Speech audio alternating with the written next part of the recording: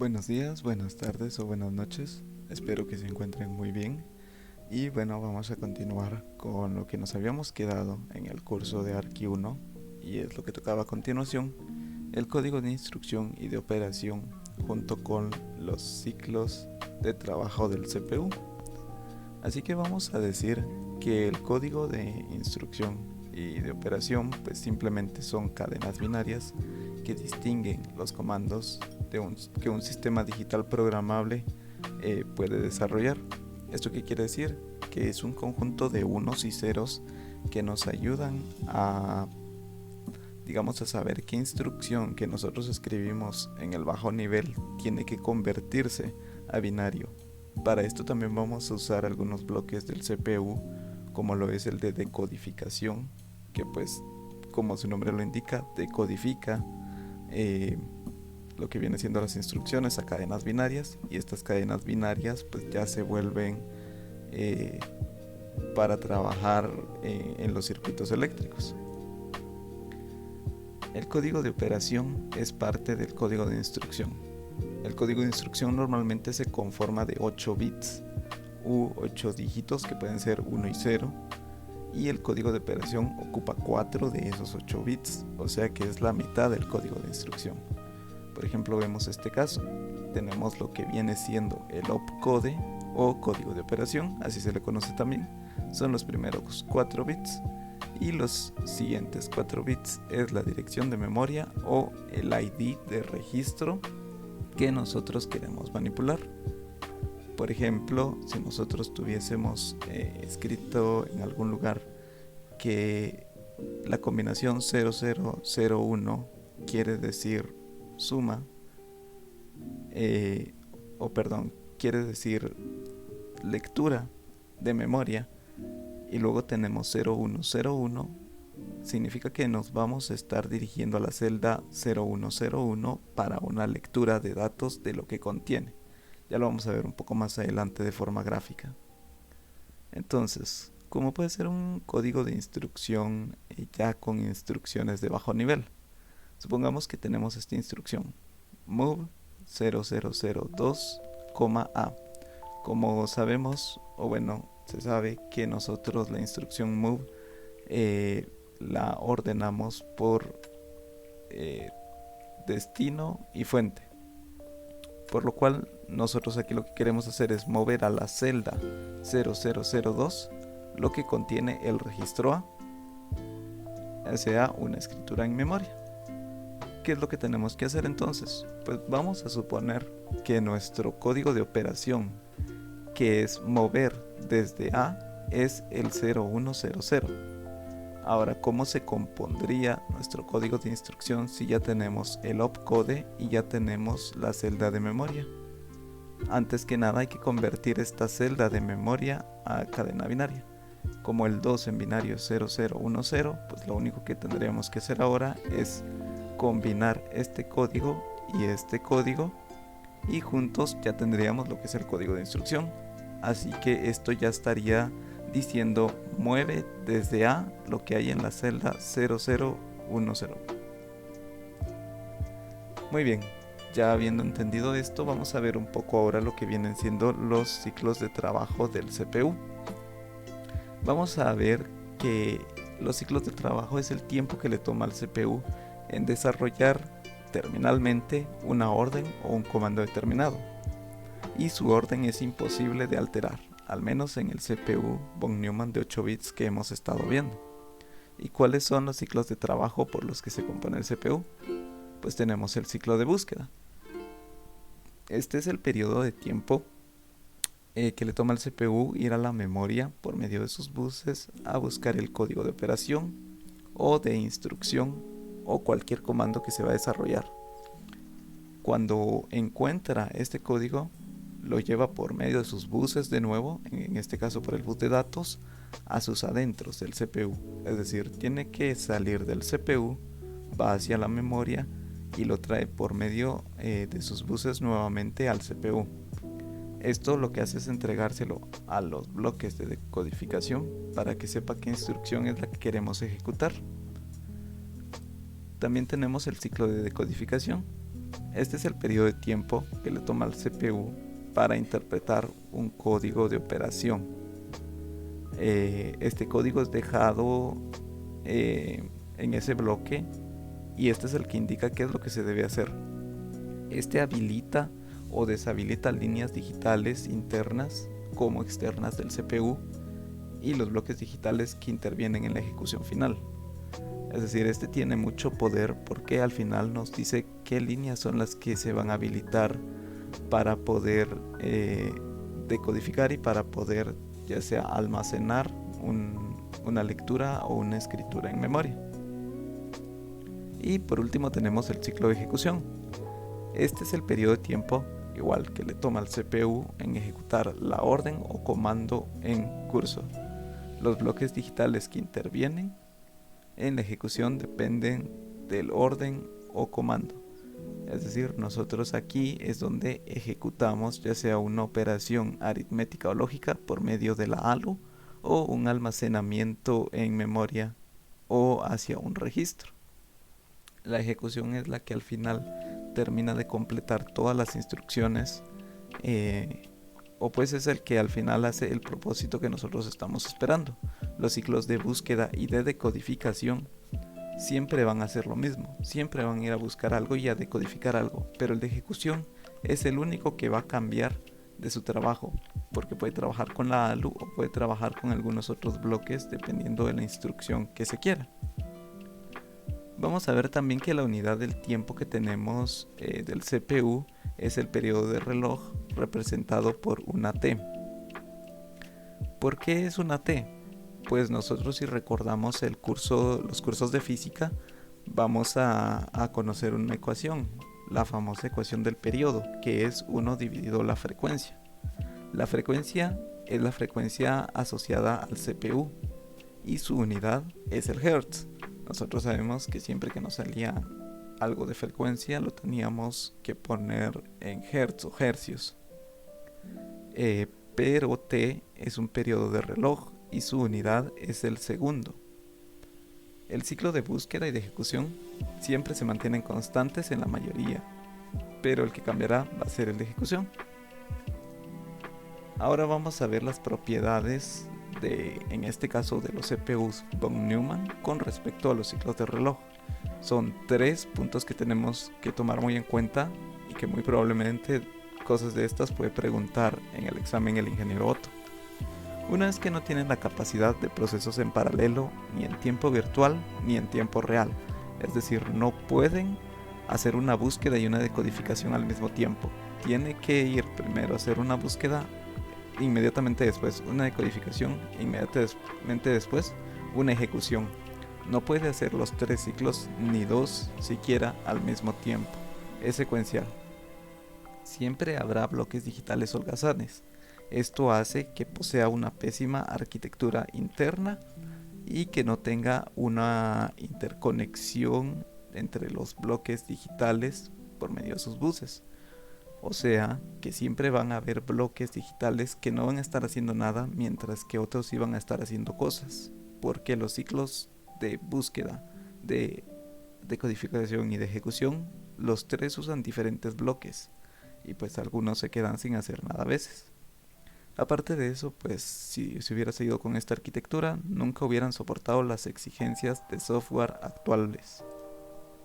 Así que tenemos aquí a von Neumann, a pesar de que para hoy en día su arquitectura podríamos decir que es pésima, pues al final fue el que dio paso para que puedan crearse las grandes arquitecturas que vamos a ver a partir del siguiente video, donde están los Intel 80286. Ahora vamos a ver un ejemplo de los ciclos del trabajo de CPU. Supongamos que aquí tenemos una tabla de instrucciones. Tenemos en el lado izquierdo unos mnemotécnicos. Los mnemotécnicos son instrucciones a bajo nivel que nosotros podemos dejar programadas, como por ejemplo mover hacia el registro A lo que tiene alguna dirección de memoria en específico, mover hacia el registro B lo que tiene otra dirección de memoria en específico, sumar lo que tiene el ID de un registro coma, el ID de otro registro. Y por último, mover hacia una celda de memoria lo que tiene el registro A. Aquí vemos en el lado derecho su código de operación. En este caso tenemos los mismos 4 bits que habíamos visto la vez pasada, uno para cada uno. Vamos a suponer que 0001 para este, 0010 para este, 0011 para este y el 0100 para este. Ahora, ¿cómo va a interactuar esto con el CPU von Neumann? Nosotros tenemos un CPU como estos, pero ahora lo vamos a ver un poco más desglosado, con una vista de bloques. Como siempre tenemos nuestro corazón del CPU, que es la unidad aritmético-lógica. También tenemos los famosos registros de acceso por software, en este caso solo vamos a usar A y B. Y tenemos la unidad de decodificación y control. Bueno, de esta forma vemos que trasladamos lo que vendría siendo el dibujo anterior. Aquí hacen falta los registros temporales, pero no los vamos a tomar en cuenta para este ejemplo, porque vamos a hacer de cuenta que los registros temporales siempre están trabajando, siempre están en cada uno de los ciclos, porque de hecho es así. Así que no vamos a tener mayor importancia sobre ellos. Entonces, a continuación vamos a ver la función de cada uno de estos bloques. El de decodificación y control lo que hace es mandar a buscar, ya sea por medio de lectura o escritura. Esto lo hace específicamente el de control, y decodificar las instrucciones pues lo hace específicamente el de decodificación. Aquí tenemos dos bloques metidos dentro de uno. Vamos a ver qué es lo que hace la unidad aritmética lógica, pues ejecuta operaciones. Y los registros de acceso por software almacenan información que va a ser ejecutada. Es decir, las cadenas de bits se van a almacenar en estos registros, que son, como vimos hace algunas clases, las unidades de almacenamiento más rápidas que puedan existir, ya que si nos damos cuenta, estas tienen un contacto directo con el procesador, o sea que ni siquiera la memoria RAM, ni la memoria caché, ni cualquier otra memoria puede estar más cerca del procesador que estos registros de acceso por software. ¿Por qué entonces nosotros nos referimos a cuán rápida es la memoria RAM? Pues porque básicamente los registros de acceso por software no tienen mayor capacidad de almacenamiento. Ellos solo pueden almacenar actualmente cadenas hasta de 64 bits. Pues con 64 bits no podemos hacer mayor cosa, mientras que la memoria RAM la medimos ya en gigabytes, que es increíblemente alto, y un disco duro pues lo medimos en terabytes.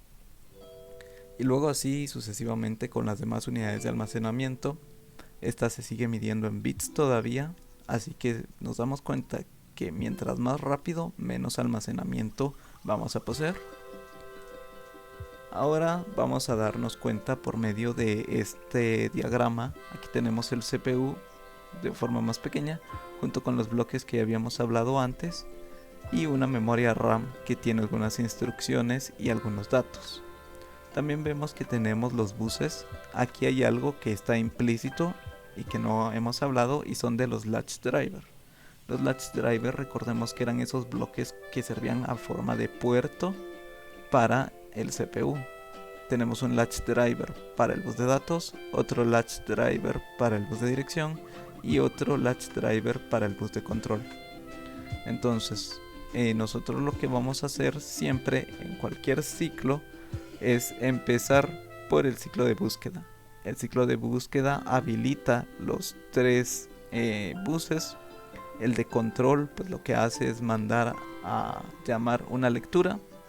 El de dirección va a buscar la celda por la que tiene que empezar, y el de datos es el que va a llevar de regreso datos y lo va a depositar en la unidad de decodificación y control para que ésta sea pues la encargada de decodificar la instrucción que viene en la celda en específico. Por ejemplo, si hablamos de la instrucción mover hacia lo que tiene la celda 0000, pues por medio de el bloque de control. Este va a habilitar una lectura a memoria en esta línea. La dirección acá va a ser un 0000. Este se va a ir para acá, va a obtener esta cadena de bits, ya que esta es la 0000, y los va a traer de regreso hacia la unidad de decodificación y control. Si recordamos la tabla de antes, nos vamos a dar cuenta que la instrucción 0001 era mover hacia el registro A lo que tenía alguna dirección en específico. En este caso la dirección es la que tenemos a continuación, los otros 4 bits, la 0101. ¿Y cuál es la celda 0101? Pues es la celda número 5, ¿verdad? 4 más 1, 5. Así que vamos a ver 0, 1, 2, 3, 4, 5. Pues esto.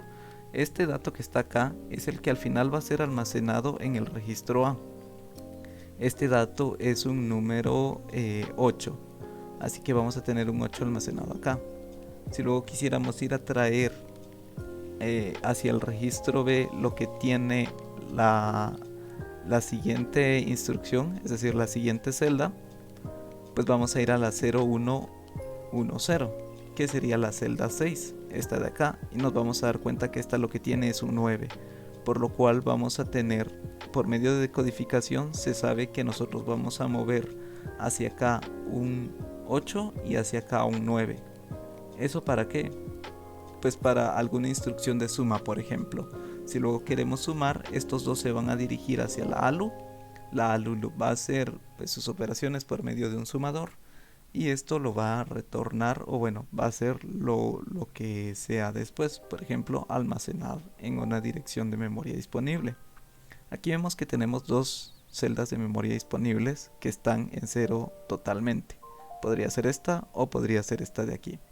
Eso ya depende de cada programador, pero con lo que quiero que nos quedemos ahora es que aquí hicimos justamente los 3 ciclos. La búsqueda, donde se habilitaron las 3 líneas para ir a traer el código. La decodificación, cuando se vinieron los bits hacia acá, se decodificó y se supo qué es lo que tenía que hacer. Se adentró el número 8 acá y el número 9 acá. Y por último la ejecución, que fue la suma de ambos.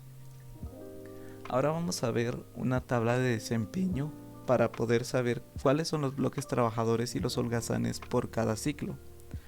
Vamos a comenzar con la instrucción mover hacia un registro lo que tiene una posición de memoria. En el ciclo de búsqueda vamos a ver que los trabajadores, por supuesto, son los latch driver, ya que la búsqueda siempre va a iniciar con un latch driver. Los de control, ya que el bloque de control es el que nos dice si queremos una lectura o escritura a memoria. Los de acceso por software, dado que ellos son los que van a almacenar la cadena binaria a interpretar o a decodificar más adelante. Y los temporales, porque como dijimos, ellos van implícitos en todos los ciclos. Entonces, si ellos son los trabajadores, pues los holgazanes son los que nos restan, ¿no? La unidad aritmética lógica y la decodificación no tienen nada que hacer en una búsqueda. La búsqueda es simplemente para ir por medio de estos 3 buses a traer los datos de una celda de memoria y llevarlos de regreso y depositarlos en esta cajita que dice decodificación y control. Ahora vamos con el ciclo de decodificación.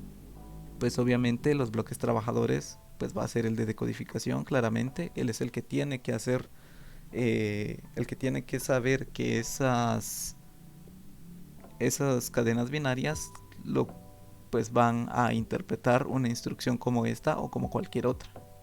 El de control, porque también tenemos que saber si vamos a hacer una lectura o escritura. Y los temporales.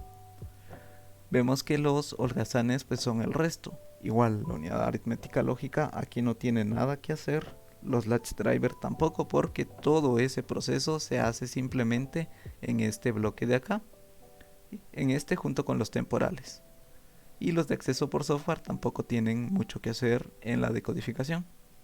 Ahora la ejecución, que fue la que dijimos que es la que cambia, vamos a ver que en este caso, para este caso en específico, como lo que queremos es mover lo que nos decía la celda, en este caso esta celda de acá, que nos lo están indicando los 4 bits siguientes, significa que el número que está aquí tiene que viajar nuevamente por los buses y depositarse en el registro de acceso por software, por lo cual los latch driver tienen un significado grande en esa ejecución. Los de control también, porque ellos son los que dicen que necesitamos una escritura, una lectura de memoria, los temporales como siempre, y los de acceso por software, porque ellos son los protagonistas ahora, ellos son los que van a almacenar nuestra cadena binaria, al menos en una lectura a memoria. En una escritura a memoria pues sería más o menos lo mismo. ¿Qué pasa ahora en una operación como una aritmética? Por ejemplo, pues si nos damos cuenta, la búsqueda y la decodificación siguen siendo básicamente los mismos que trabajan, porque en una búsqueda y una decodificación siempre se hace lo mismo. Sin embargo, en la ejecución cambian algunas cosas. Vamos a usar la ALU. Ahora sí no va a ser una holgazana, porque una operación aritmética requiere de la unidad aritmética y lógica. También los registros de acceso por software, dado que ellos son los que tenemos que operar, así que las cadenas binarias a operar se encuentran en estos registros. El de control, porque pues tenemos que saber igual si se hace una lectura o escritura, y los temporales como siempre. Los que no trabajan en este caso son de codificación y latch driver. Bueno, como vemos, tenemos entonces lo que viene siendo la arquitectura. Voy a regresar un poquito hacia acá. Al final en esto se resume lo que vendría siendo la arquitectura de von Neumann de un CPU de 8 bits.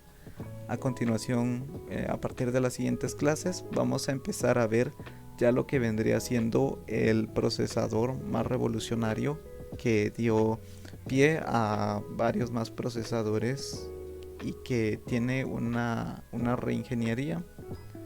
Vamos a ver cómo todo esto de acá se convierte en algo totalmente diferente, en algo mucho más complejo, pero que a la vez hace que a los programadores se les haga mucho más sencillo. Así que esta es nuestra clase hasta el día de hoy. Espero que haya sido de utilidad, espero que se haya logrado entender, porque sé que estos temas son un poquito más complejos de comprender, pero al menos lo que es, digamos, un poquito más complejo y que puede venir en un examen sería la tabla de desempeño, para saber por medio de una instrucción qué bloques son los holgazanes y los trabajadores. Espero que pasen una buena tarde, mañana o noche. Muchas gracias.